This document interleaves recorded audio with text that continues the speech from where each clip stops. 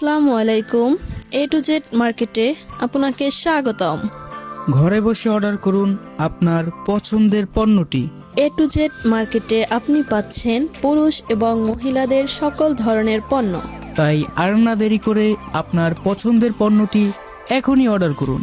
আমাদের সেবাসমূহ আপনার পছন্দের প্রোডাক্টটি ক্যাশ অন ডেলিভারিতে নিতে পারবেন এবং ডেলিভারি ম্যান দাঁড়িয়ে থাকা অবস্থায় প্রোডাক্টটি চেক করে নিতে পারবেন।